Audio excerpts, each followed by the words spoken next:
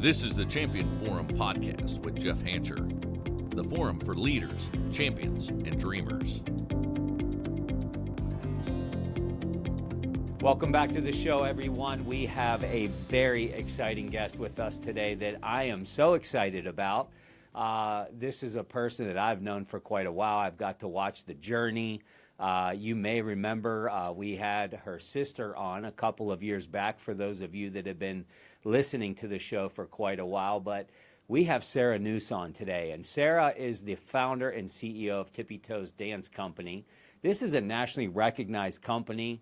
They have franchises across the United States. They have franchises in China. But it didn't always start that way. It started like most amazing companies with very humble beginnings.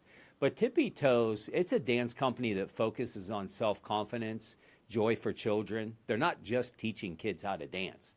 They're teaching way more than that, which is what I believe to be part of the appeal of that brand. But she has successfully run this organization for over 25 years. That has made her a very sought-after speaker. She is the author of an amazing book that my wife absolutely loves. I think she's probably bought more books than anybody, than other maybe your mom and Adam. But it's called Destined for Greatness, Living an Inspired Life from Head to Tippy Toes. She's been recognized in Entrepreneur Magazine, as well as featured on ABC's Shark Tank in 2012, which is another amazing story. She hosts a podcast. The Destined for Greatness podcast centers around a common theme: the source of inspiration, the power of support, dreaming big, and also the entrepreneurial spirit. So we are going to dive into some conversation today, but I would be remiss not to give a shout out to her amazing family. Her husband, Adam, he's an executive in Tennessee for an amazing football team that's making a big comeback this year, Sarah tells me. And she's the mother of three amazing children, Lucy, Lola, and Hank. Sarah, welcome to the show. It's so good to have you. Thank you. What a nice intro. I Yeah. appreciate it. Man, there's a lot there. A lifetime of stories within that intro, I'm sure of it. And very, very amazing. You know, when I was preparing to have you on, your body of work is so amazing because you're not only an amazing entrepreneur, but you've done something very unique, which is the franchise model that not everybody pulls off successfully. But you won a deal on Shark Tank. Like how many people do you know that has done that? You are a successful author. You're finding time to add value to the world by hosting an amazing podcast. But even more than that, you have such a solid family unit. You know, an amazing husband. You're modeling out great leadership in your home with your children. And when I'm preparing for this interview, I'm like, where do we begin? But I wanted to talk first about the book, which is probably not where people normally start with you. But I think it's an appropriate start because in your book, Destined for Greatness, you begin with a story. And it's this sort of story about how teenage Sarah, leaving to college, all packed, ready to drive her family's car, came to this realization that the car I'm driving is not mine. Right. It's my family's car. And then this would lead to a job, or maybe not a job, and then to some part-time way of making some extra money. Some today would call that a side hustle, to make some extra cash just to get a car paid for. And that develops into an international business career. And, you know, we're going to fill in those gaps. So first, hopefully I summarized that appropriately. And if you could, walk us through those humble beginnings, because I got to believe there's somebody listening, and if nobody else, it's my kids. But when you go back to this moment of, you know, sometimes necessity is the mother of invention. Tell us about what that journey looked like and how that infancy of Tippy Toes even began. Yeah. Well, thank you so much for having me. I would say I had no idea what I was doing. And that was kind of the recipe that, for me, faith is a big deal. So that was a perfect recipe for God to come in and just kind of orchestrate all of what he was going to do. And little did I know that that moment of failure. So I had worked to pay for a car payment, put a down payment on a car, and all I needed was like $234 a month. I'm a huge football fan, so it works out that my husband works in football, but I was in college at the time, and my team is Oklahoma, and Oklahoma was playing Notre Dame. And I got tickets to the game. And without really even thinking about if I needed to look at my work schedule, I just went to the game and came back and was fired. And I was like, wait a second, I need this job because I have a car. And my boss at the time, he did not care. He's like, I'm sorry you didn't show up, so you're fired. And I had waited tables there for, a year and a half. And I'm like, I'm pretty good at this. How are you firing me? And I think the thought of even like me as a parent now teaching my child responsibility, that somewhere that was missed along the way, that I didn't think it was my fault, and reflecting back, it absolutely was my fault. And I was just, I did what a lot of college students would do. I called my parents crying, asking for money. And instead of doing that and handing me money, it's my favorite parenting move, which not in the moment, but my parents were like, hey, why don't you go to the local daycare and see if you can teach dance? And my mom kind of drew on that idea because when I was 12, from the age of 12 to 18, I hosted dance classes in my front yard as a little kid, and the neighborhood kids would come. And by the end of my, when I was 18, I had like 45 kids dancing with me. And so it was just kind of a little fun thing I did in the summer. And she's like, think about what you did there. Why don't you go to the local daycare? So that was really the birth of Tippi Toes. But when I walked in, I really was trying to get out of a desperate situation. And I said, hi, my name is Sarah, and I'd love to teach dance here. And the lady looked at me, serious as can be, and she said, well, what's the name of your business? Well, I didn't know I had a business. And just like I said my very own name, I said, it's Tippi Toes. And she said, well, we would love to have you. And that was really the birth of it. And so it was kind of a out of body experience that I'm like, okay, this worked. And then the Lord just opened a lot of doors. So, but it's been a journey, it's now I'm starting my 26th year, and I look back and I'm like, little did 19-year-old Sarah have any idea what I was getting into. So it's been pretty cool. So you had a passion for dancing. It sounds to me like you grew up dancing. Is that right? So I grew up dancing. I would say my passion was really with kids and entertaining. So while dance is my vehicle, I really like to dance, but I wasn't the best dancer, but I had a passion for impacting the lives of kids. And that's really the spin that I put on Tippi Toes. Is I remember the way my dance teacher made me feel, maybe not being the best ballerina, but she made me believe that I was great, and she gave me confidence, which I carried into my day-to-day life. And I remember those feelings that I felt, and that's what I really wanted kids to feel. We write a lot of our own music, and it's because I want kids to feel like they're in a magical adventure where we tell stories about blue bubblegum trees and dancing on rainbows. And that's the sort of stuff that really ignites me because I see it light the kids up. And so that's really where my passion is. Wow. So this is the classic find out what you're passionate about and go chase it down. And thank goodness for an amazing mom that didn't give you money, but gave you an idea. Right. And said, look, I know my daughter. I saw what she did in the front yard. I saw how it just lit her up. And so mom goes into like, how can we apply this somewhere? And Sarah, why don't you go to some local daycares and see if they want you to come in and teach some dance classes? Yeah. I love, like, you would think like, 25 years ago, you're in Chat GPT.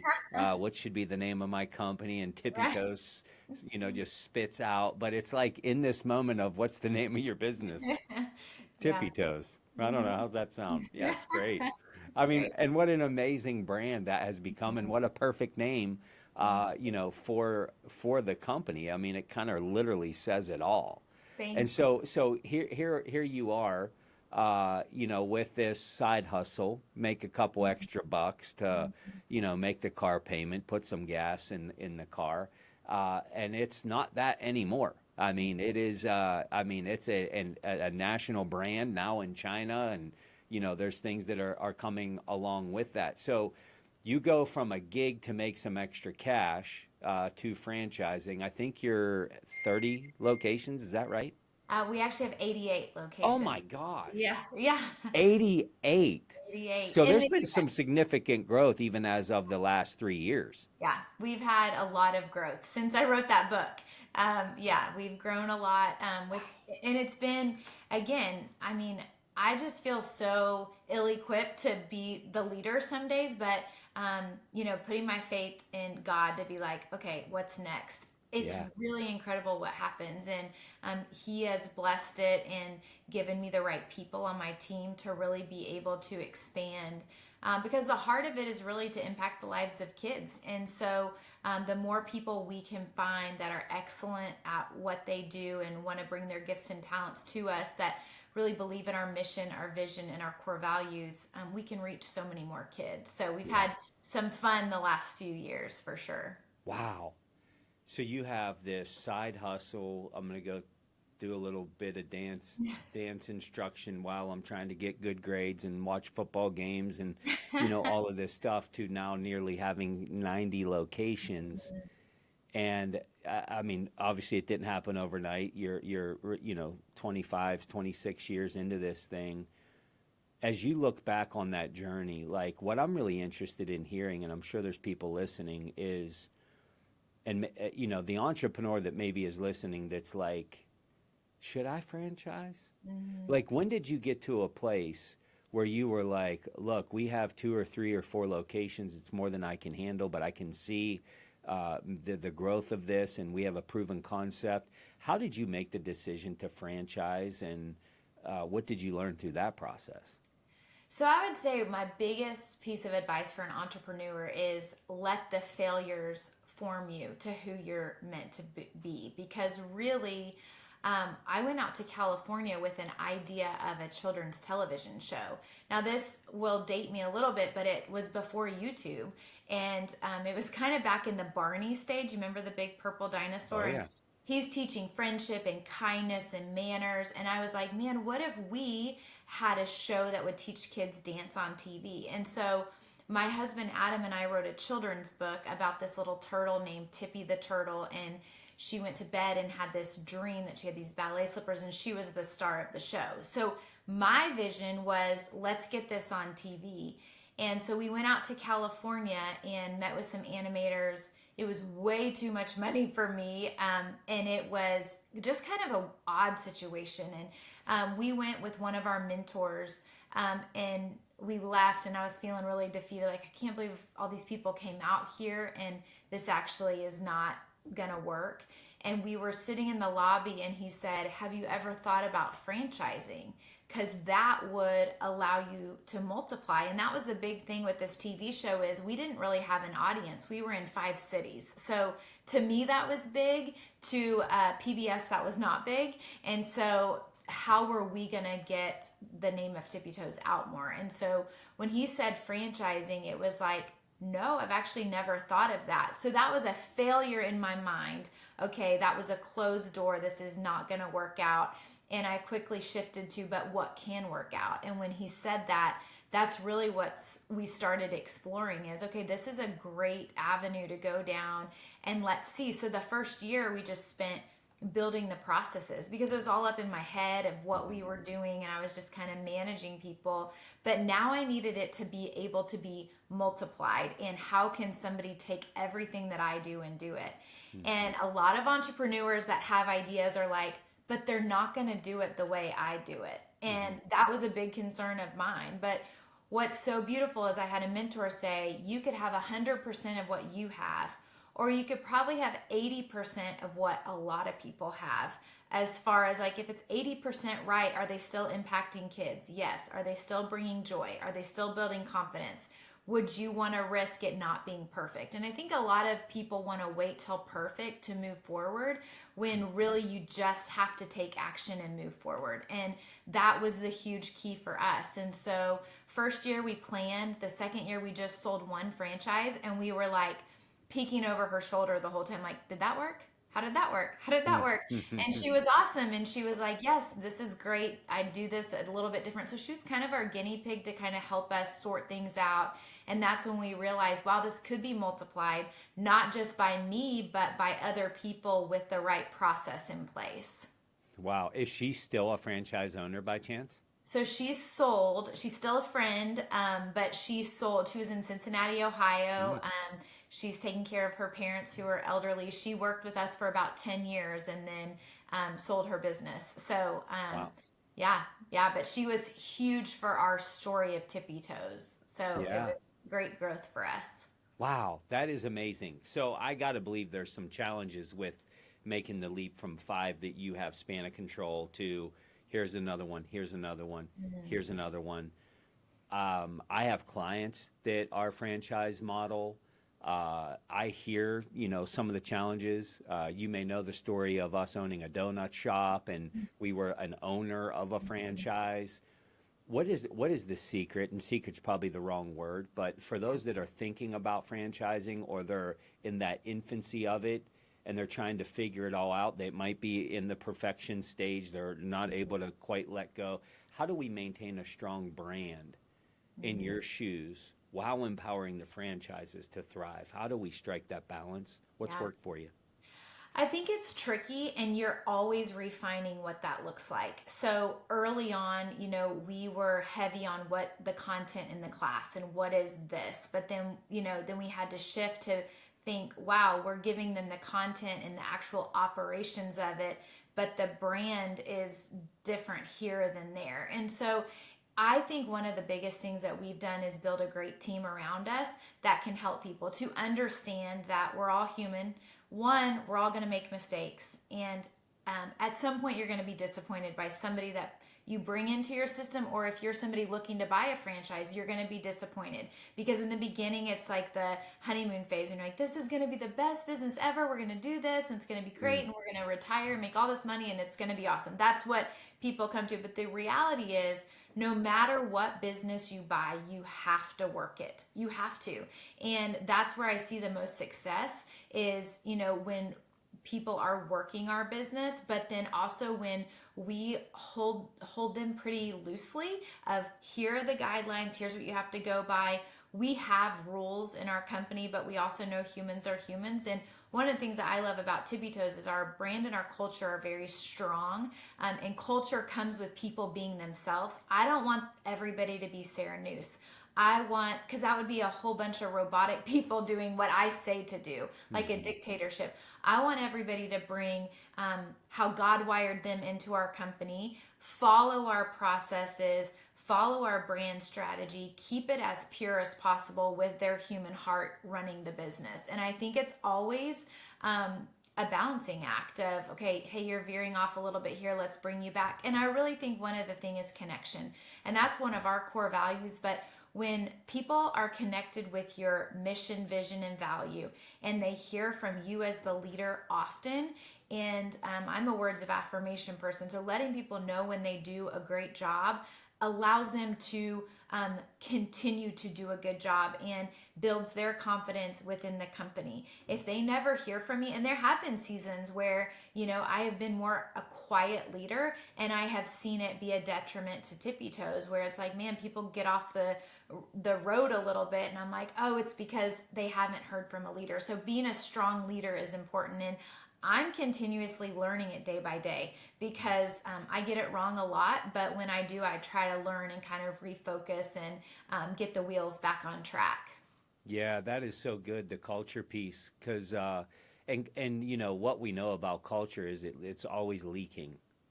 And you could go through these spikes of success and maybe let off of the culture piece a little bit, but whether it's Tippy Toes or any organization that's expanding franchise or not, I think it was Peter Drucker that said, culture eats strategy for breakfast. And Yes, I think that's true. Not to say that we need to discard strategy, of course, right. because I'm sure now with, nearly 90 locations, you're not the only one that is, leading the franchises and giving Right. them support and all of the things, right? But I want to talk about those early years a little bit because, you've become an overnight success that's taken you 25 years, right? Right. Those first 5 years, I just finished year 5 of my company. Mhm. And I had mentor after mentor that said, look, whatever you do not quit until you get through 5 years. If you want to quit after that, we'll talk about it. Right. But you got to get to year 5 because year 5 is when you really start. And Mhm. basically, what they were telling me was you're going to fail a lot. Mhm. You're going to always have this feeling of, I thought I'd be further ahead than I am. And all of the things that come through the psychology of building a company. As you look back on those first 5 years, there might be somebody listening that's in those first five. There might be people listening that's ready to launch. What were Mhm. the biggest challenges you faced in the early days building Tippy Toes, and how did you overcome some of those challenges? I think the word that sticks out to me when you ask me that question is consistency. Mm, Because I wasn't sure of myself, I kept taking different roads, different paths. Like, oh, this isn't working, I'll go this way. Oh, this isn't working. But successful people do consistently what average people do occasionally. mm, And I think in the beginning, I was super average. I was just I had nothing that I had proven yet. And so I was like, well, let me try it this way. Well, let me try it this way. Well, let me try it this way. So I wasn't consistent. But if you truly believe in your mission, your vision, your value, what you're giving to your people, if you truly believe, and I believe to the very tips of my toes that what we do makes a child's life better, like no doubt about it. And if I can consistently show up in my business and do good work, what happens is people see that. And really that's what happened in my early time is I didn't know business, I didn't know finance. Heck, I almost failed out of college. It was so hard for me. But what I did know is that I could impact the lives of kids by bringing this gift of dance to them in schools. And so I was super consistent with that. Everything else kind of would fall apart at different places, but I kept showing up at the classes, and then it kept growing and growing. And then as I kept following my passion, I had to kind of figure out how to make the other things work. But mm. I think consistency is the king of everything. It's having that daily discipline.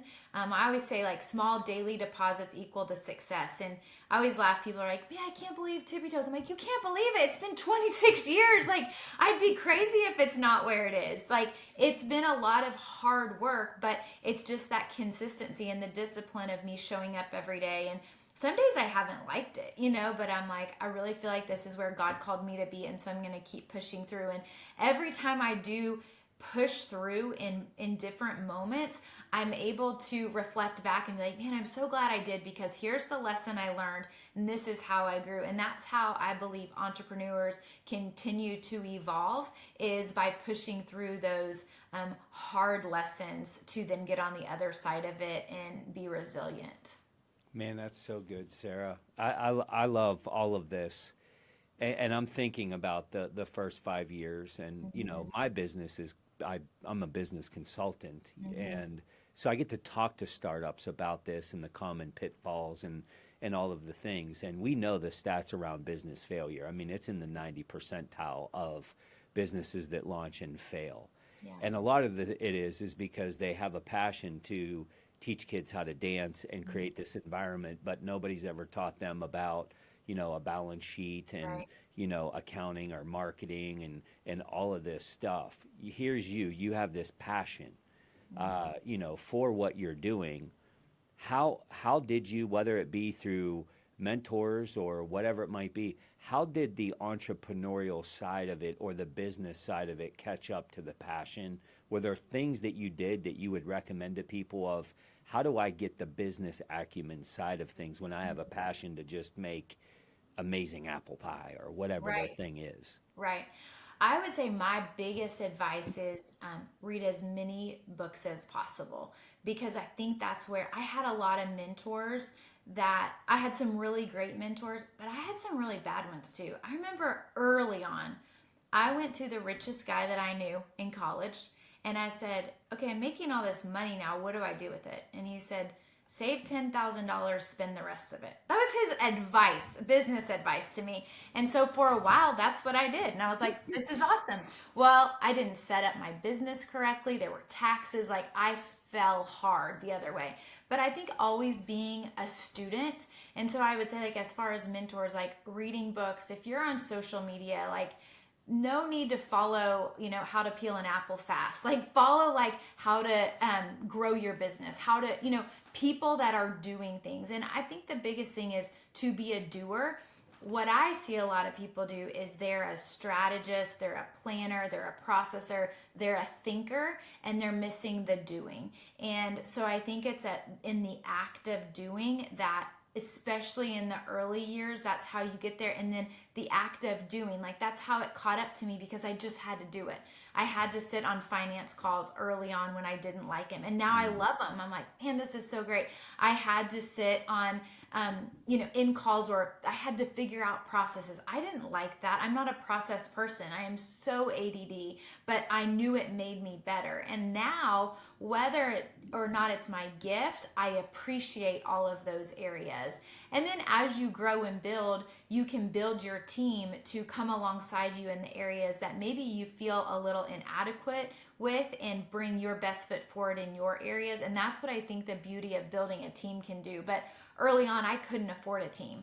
And so it's almost like I had to act as if I knew how to read a P&L or do a process or do taxes. I had to act as if, and then as you do that more and more, you will make mistakes, but you will start becoming that person. And I think that's really part of the process, part of molding me to who I've become today.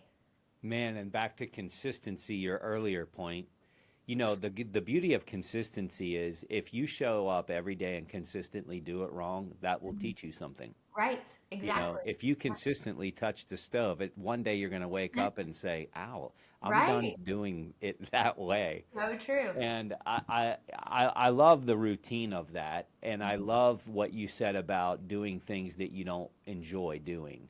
That is part of the entrepreneurial journey. The other alternative is to get people around you. I also like you addressing that you had a bad mentor because I'm big on mentorship. I talk about it on this show all the time. But having a mentor doesn't always mean that it's the answer. Have ears for those kind of things. And Sarah is proof, I'm proof that you don't have to have all the answers, but you have to keep showing up. The other thing that you said in that I think is profound is the magic, if you will, is in the doing.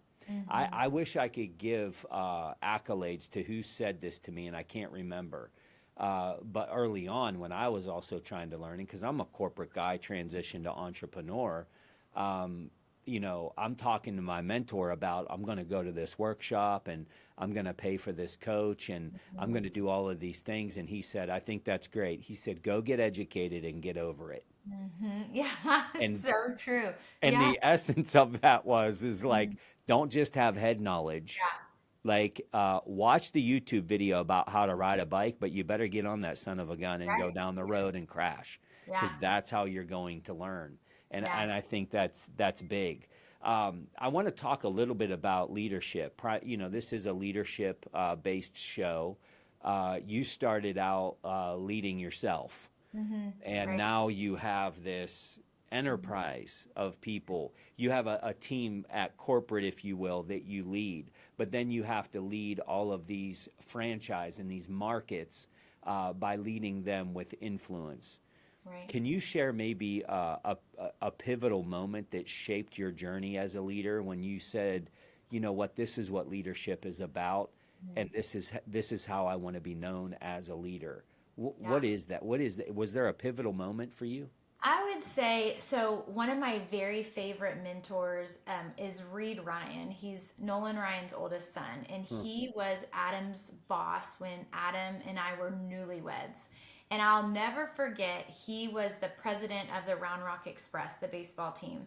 And he was walking around in the stands in the middle of the game with his son in his hand, like his toddler, just meeting people, just talking. And I remember being like, that's the president. Like, I kind of thought the president would be up in a box, not talking to anybody, getting food served to him. Like, that's what I felt like an owner was.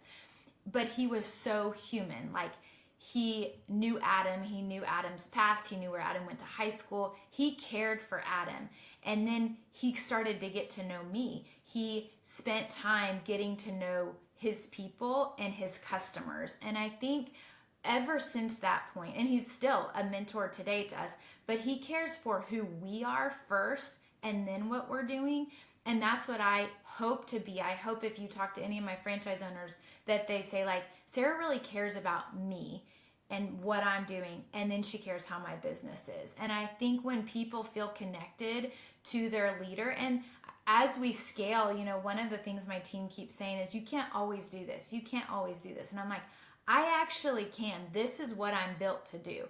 I say I'm good for two things: to create and connect.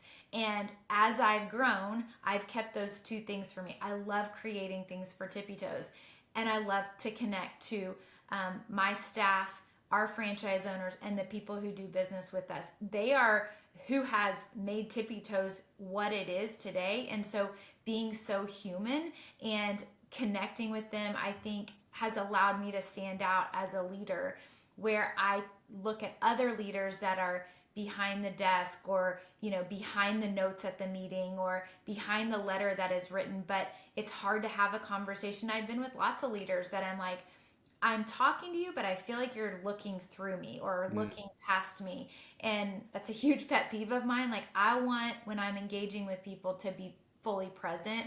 And that is my leadership skill. I don't know if it's the best, but to me, that's I think a gift that I have that has allowed our culture to be something that it is today, and hopefully has made our franchise owners feel loved and valued. Therefore, they want to go do great work.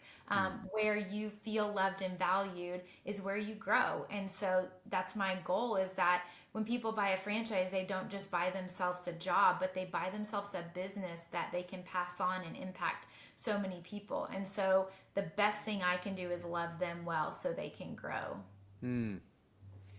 This begs a question that creates a lot of tension, and it's a circle I talk in, maybe more than any other. And I'd love your perspective on this, because I agree. Like, you have to love well first as a leader. This is the servant leadership model. Right. But here's what we know, and hopefully it's never happened to you in all 25 years, but I bet it has, is despite your ability to love well, to make the big deposits, to be a leader that goes the extra mile, there comes this time that a leader also has to give high accountability. How do you, as you know, and I've come to know you a little bit more, and my wife has spent a little time with you. You are salt to the earth. Thank you. And that, no doubt, comes out in your leadership. But it's also that leader that sometimes gets taken advantage of. And that loving, kindness, sweet, tender heart can sometimes be taken advantage of. How do you balance, you know, these big deposits that you make into people as a leader with firmness and accountability? How do you find that balance? So I think that's a great question, because back to many of the questions that you asked, I've had failure in it, and then I've had to learn. So we've had franchise owners unfortunately take advantage of us, that we've had to have exit the company. One of the things that Pastor told me long ago is, get to know me and I'll disappoint you. Nobody's Jesus, so everybody's going to disappoint you at some time. And so what I have to think about is, like, how big is this disappointment? Like, are they breaking our Tippi Toes rules and our standards? Because if they are, they're being unfair to everybody else. So there's a standard that we hold, and we are very clear with that.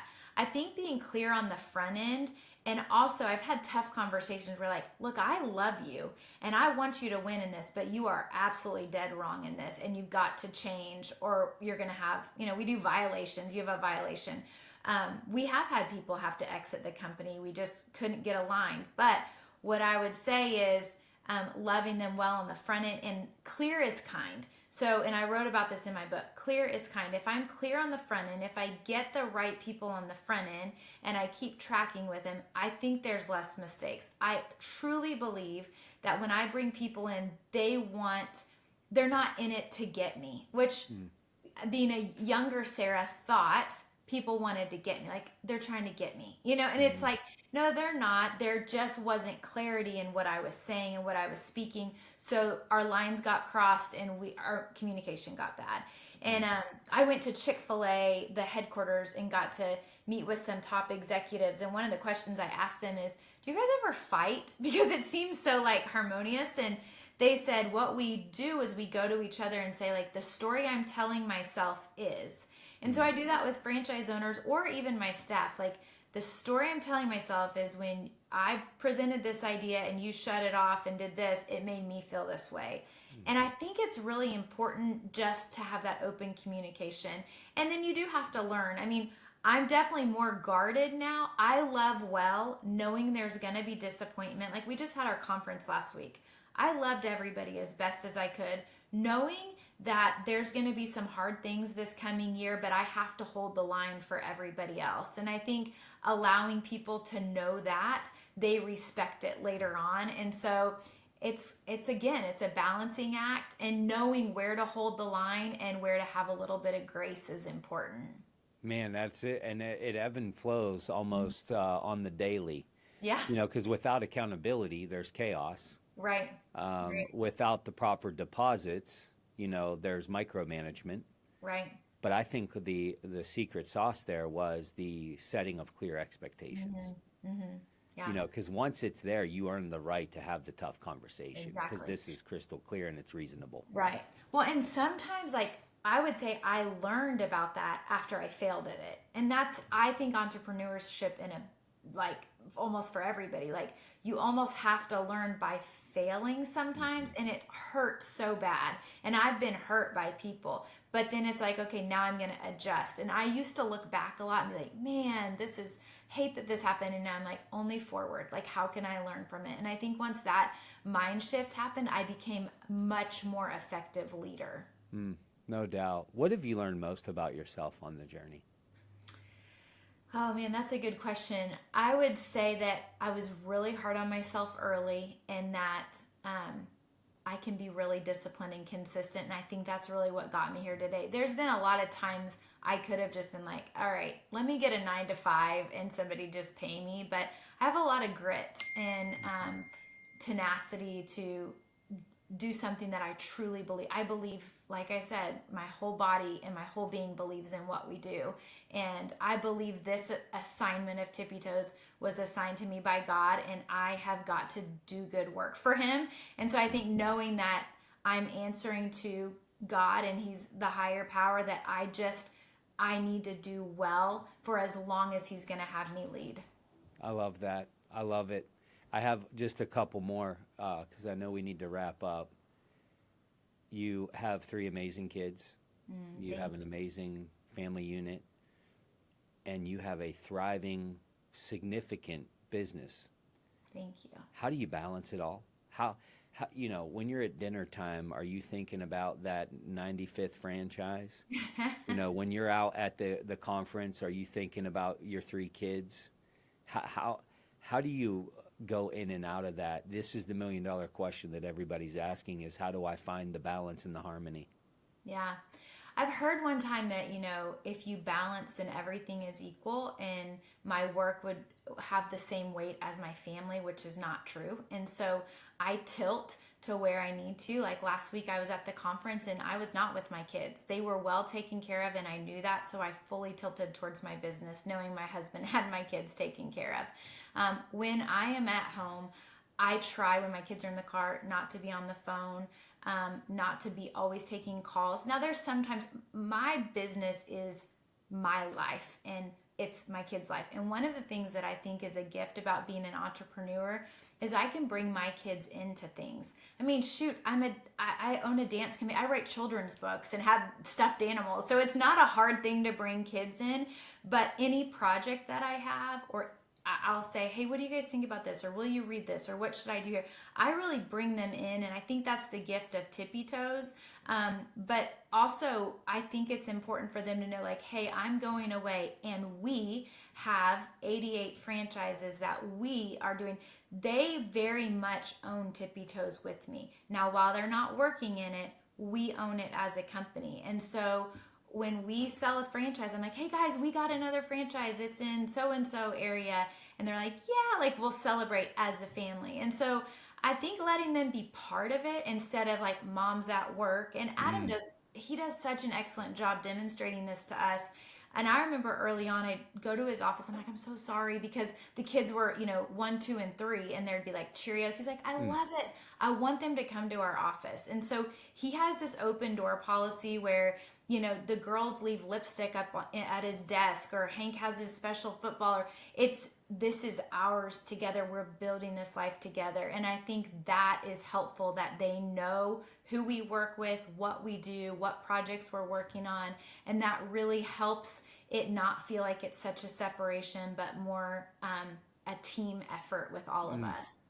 I love it. We do that with our kids too, and they have grown to love it as well. My Yeah. daughter's probably more of the entrepreneurial side, but she loves being in the workshops and going to, keynotes with me, and Yeah. she gets jazzed up about it. And we do the same thing. We talk about it. And as you know, Janelle sold her company and Yeah. she's full time with me now, and it's just a whole family affair. So, Love it. So and when cool. you're having fun doing it and you're passionate about it, it's not this like, how was work today? Oh, it's never that.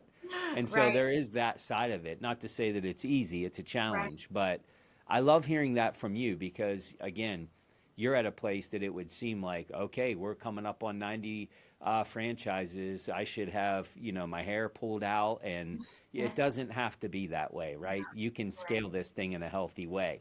Mhm. So as we close it out, what's next? What's next for you? What's next for Tippy Toes? How are you preparing for the future? Yeah, it's a great question, and it's something that we all sat down recently to talk about what's next. I want to do, and I always say, like, people are like, how many franchises do you want? And I'm like, I don't know. I just know I want them to be excellent. So I want to bring in the right people. We hope to maybe get, 15 really excellent people across the country to open Tippy Toes this year. I want my team to feel super supportive, well compensated, and love their jobs. Those are some, internal things. And then we've started writing a children's book series, and we have little characters that go with us. That there's a big company that's a toy company that's interested in potentially, getting our product, and that would be a huge piece for us to, not just be in preschools and daycares and that sort of thing, but on shelves in stores. So it's kind of the peek into the next, like, wow, I didn't even think about that. And then, the Lord opens opportunities, and it's like, Mm-hmm. okay, and we're going to run as far as we can, try to chase it until a door swings open or closes. But that's what 2025 looks like for us. That is fantastic, and I love it. Like, let's keep pushing the boundaries to make bigger impact. Yeah. We have a lot of entrepreneurs that listen to this show. Um, if somebody's listening and they're like, "Man, this Sarah lady, who is your ideal franchise owner, and why should people consider looking at it?" Yeah, it goes back to that question you asked me earlier, like somebody that's willing to do it, because we have the model, we have the processes, we know it works. But what we're looking for are people that are willing to do it. We have a lot of husband-wife teams that buy our company. The wife loves the idea of it. The husband likes the finances, so they come together and are like, okay, let's do this. But we want excellent workers. I always say, like, the trick about selling Tippy Toes is we're a really cute business and it's really fun. But if you don't work it, it becomes a huge headache. So you have to be one willing to take action, be willing to go, take our dance classes into preschools and daycare centers. So yeah, that's who we're looking for, is that high capacity person that's willing to work hard to make a big impact. Well, there's somebody listening that should be exploring this golden opportunity, no doubt about it. What an amazing story. What an amazing journey with a whole lot of runway left. Sarah, it has been an absolute pleasure to have you on the show, get to spend some time with you, learn from your journey. Look, we've heard, we know you have built an amazing company that has a lot more ground to cover. You're an author of this amazing book, Destined for Greatness, that we talked briefly about, that can be bought wherever books are sold. If listeners want to connect with you more, you know, the Sarah that's outside of the Tippi Toes franchise. What are some additional resources that you can tell us about? Well, my Instagram is Sarah Nuse. I think it's Sarah Nuse. But that's where I put my story, So my life. original. Yeah, so original. I'm like, I think that's the name. But I'll post our podcast. Adam and I do our podcast together, and Mhm. it's crazy and fun. But that gives a peek inside of who is running Tippy Toes and what is she doing and that sort of thing. So, but it Yeah. it brings us so much joy. So we're like, we don't know who listens to it, but we have fun together doing it. So. Yeah, what about the accountability group? Are you still doing that? Yeah, so now it's all online, which is awesome. And it's one of these things that back to the take action is you can sign up online and it just really walks you through. If you have a dream or a goal that you haven't yet reached, I have learned there's so many people that have dreams and goals, but they've never taken the first step or the second step. What my accountability group really does is walk you through it step by step. It's a month full of videos every single day, which Rich helped create for me. But it basically is like a 2-minute video and then homework for you to do. And I think people who are really serious about wanting to take action on their dreams and goals, it will help take a big dream and kind of pare it down into, okay, what are my small daily deposits? And then you can look back after, a month of doing the course, seeing like, wow, I've really made some impact and moved towards my goals. So that's at sarahnuse.com. And that's where you can find all my speaking or accountability book. All of that stuff lives there. Tremendous. Well, let's not miss out on that opportunity. And Sarah, thanks again. Thanks for Thank taking you. time with So us. And hey, listener, thank you for joining as well. If you want to contact Sarah, go to sarahnuse.com or tippytoesdance.com. We'll have all of her contact information, her socials, her websites, as well as highlights from this show in our show notes. Go to jeffhancher.com. Make sure that you register to have the show notes delivered to your inbox every single week. Until next week, keep chasing greatness and keep turning the pressure into potential. The Champion Forum podcast with Jeff Hancher. Lead, inspire, win.